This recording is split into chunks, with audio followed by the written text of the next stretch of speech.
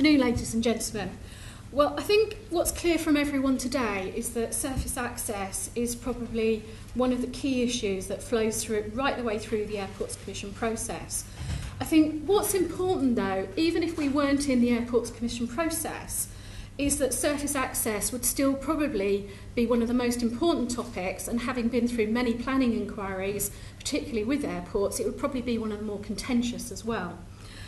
As we move on and actually look at where Gatwick is positioned, I think we have heard that there are many road and rail schemes which are going to be delivered by 2021 which serve the connectivity for Gatwick. This will fundamentally transform the experience of passengers in the capacity and the quality of their experience.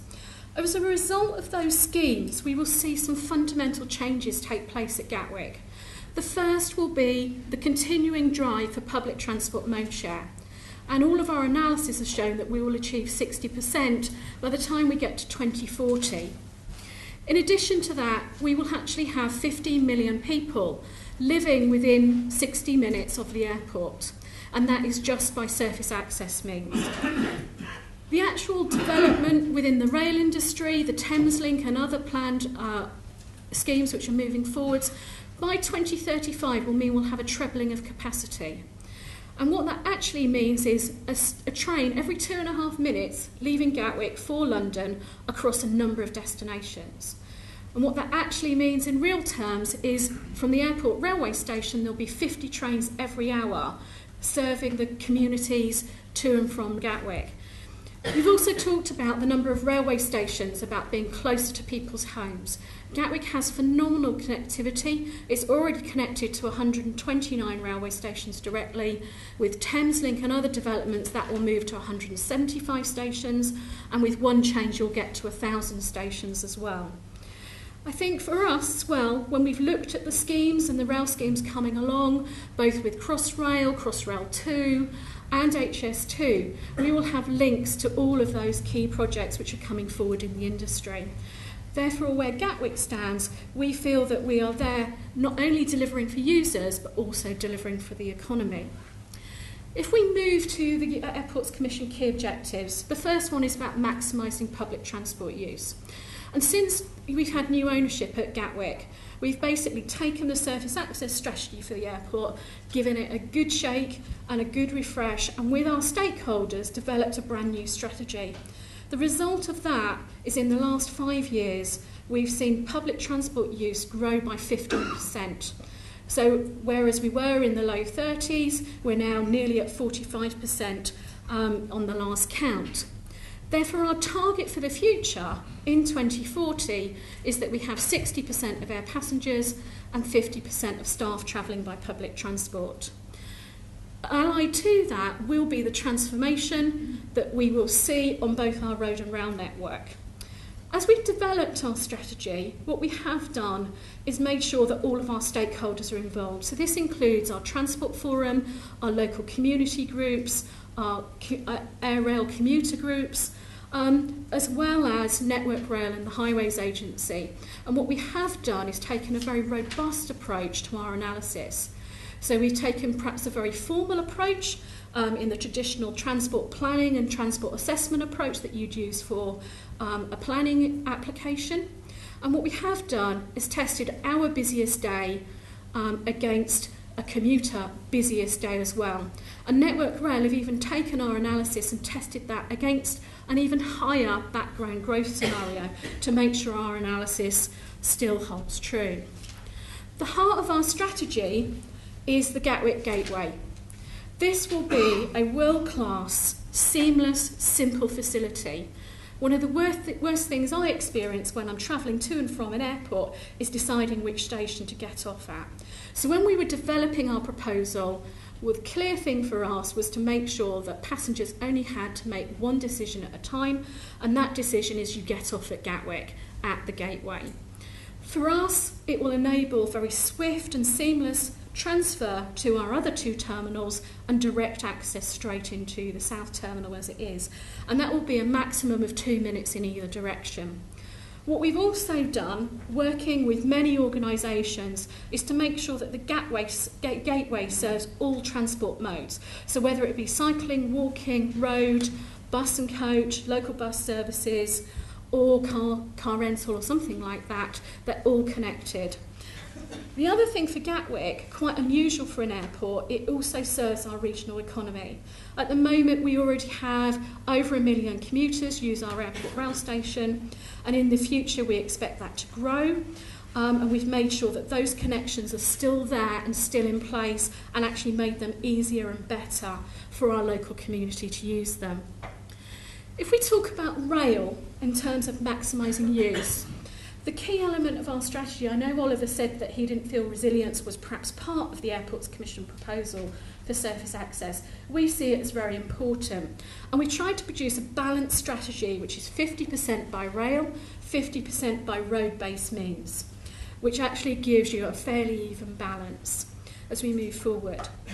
The Thameslink franchise, which was announced just over 10 days ago, has actually allowed a fundamental change in the way in which government views air rail. Obviously, we're in the cooling off period at the moment. It was awarded to Go Via. But what Pete Wilkinson and the DFT team did was enable a new partnership to be developed between the rail operator and the airport and its airlines. And I think as we move forward, you will start to share those details of what that unique air rail partnership would mean.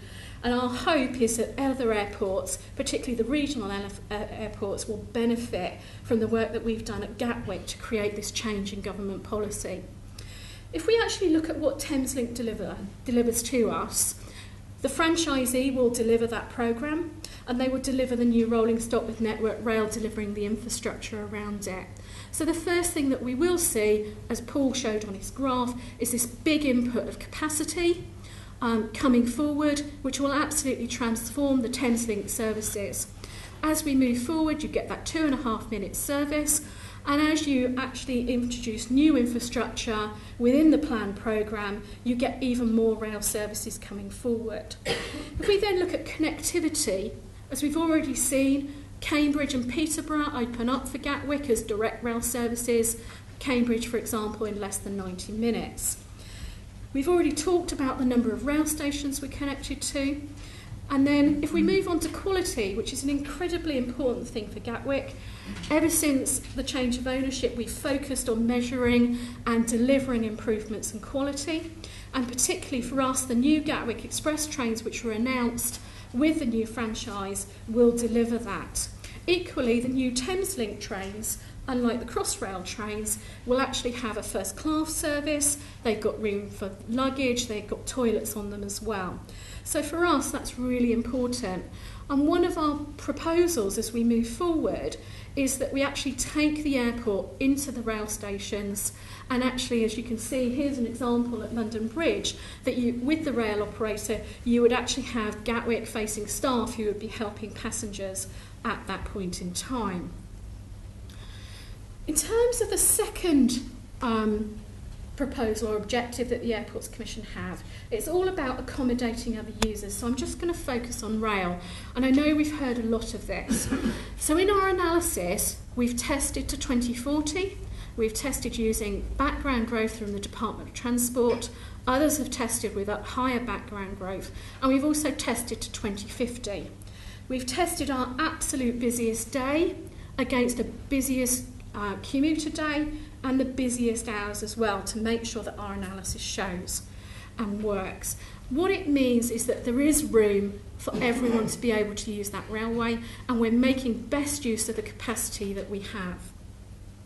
Again, as Paul said, I think it was useful to have him beforehand, our rail passengers will be around about 6% of the total demand on the network in the busiest hour.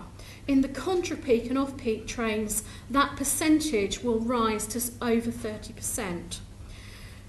The other thing that we've tried to do at Gatwick is that whenever you deal with air rail links and you share them with commuters, you can have competition or you can have a shared aim. And the one thing that we've tried to do is actually to have a shared aim and a win-win approach. And we've managed to create a very unique alliance, partly driven by one of the commuter groups, which is the East Sussex Rail Alliance, who've brought together all of the commuter groups for the whole of the Brighton Main Line and into London to work with us to achieve one aim, which is actually to deliver for the passenger. And I think we're probably one of the first airports to deliver that approach. In terms of value, we've calculated the value that our air rail passengers will give back to the franchise system. This is valued at around £3 billion. And again, that again creates a good business case which will help the win-win for air passengers and the commuters on the line. If we move to road-based transport, so within this we look at freight, we look at local bus, we look at coach, and we look at private car. The key thing that we've done is that we have our 3 terminals, with the North Terminal at the top, the South Terminal and the Midfield Terminal. For car users, what we have done is created a road network which is effectively double the capacity of what it is today. And what we do is actually put the car passengers and the car drivers at the first point we can to cut down the amount of journeys and the amount of travel that they are making. What we've then done is we've created a local bus network with the local bus company to make sure that we keep commercial services picking up at the most points that they can. Our coach company had different demands and we have catered for those. Our local community also have different demands, which is being able to access from one side of the airport to the other.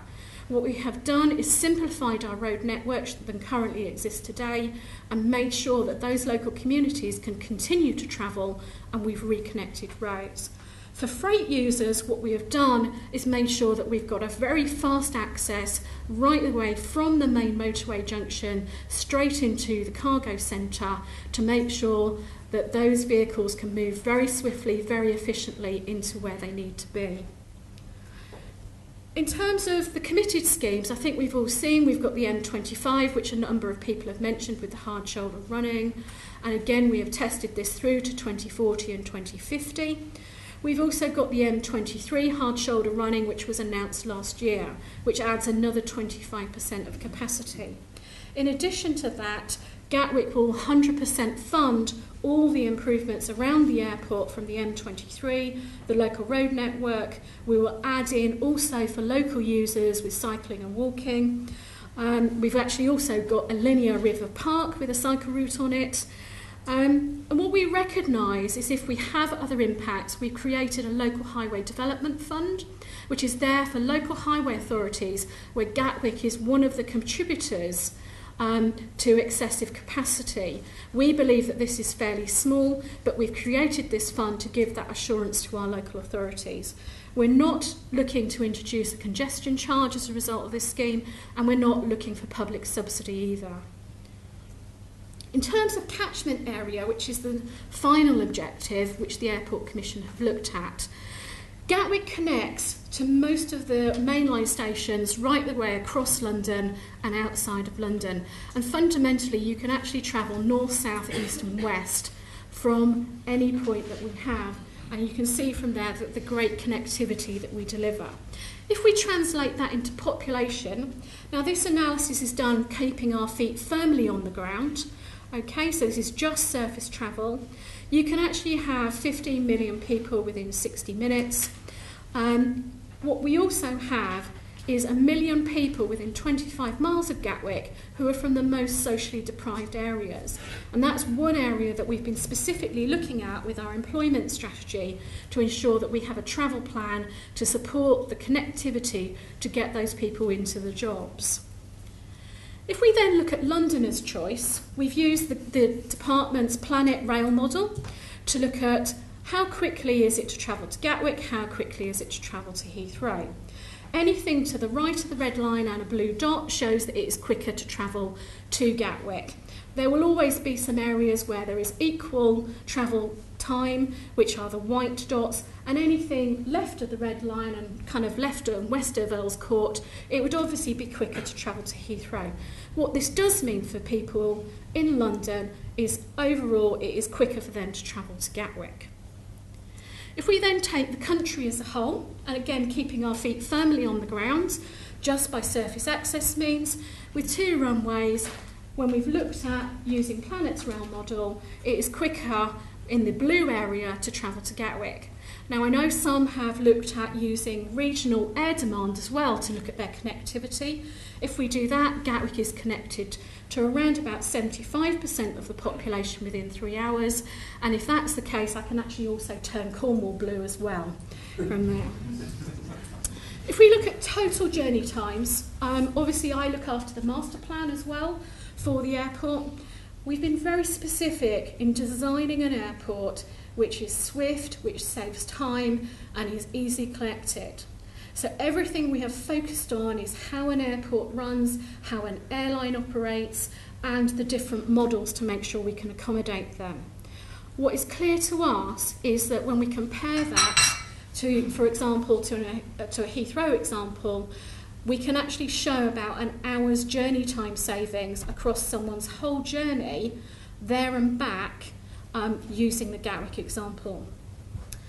So in conclusion, if we summarise surface access and how we compare, we will deliver 1 front door, we will deliver a 60% mode share, we will have 15 million people between in 60 minutes at the airport. We're directly connected to 175 railway stations. We will not impose a congestion charge to deliver our scheme. We will actually contribute £3 billion to the economy and to the government. Our infrastructure that we have is either planned, committed and funded. We will disperse the transport impacts across the UK and across the region, and our overall passenger journey times are fundamentally quicker than others. So to conclude, from our point of view at Gatwick, we feel that we're best connected, we're actually best for the economy and best for competition, and therefore best for the passenger. Thank you. Very much.